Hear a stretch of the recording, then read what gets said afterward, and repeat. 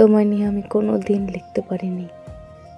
সাদা পৃষ্ঠা আর কলম নিয়ে বসেছি প্রতি দুপুরে। ভেবেছি 2 লাইন যদি লিখতে পারি তবে তোমায় বাঁধতে পারবো আমার ছন্দে। কিন্তু কলম বোবা হয়ে এক দৃষ্টে তাকিয়েছিল পৃষ্ঠার দিকে। তারপর বুঝে গেছি তোমায় বাঁধা আমার সাধ্য নয়। সুরে, ছন্দে, তালে, লয়ে কোনোভাবেই নয়।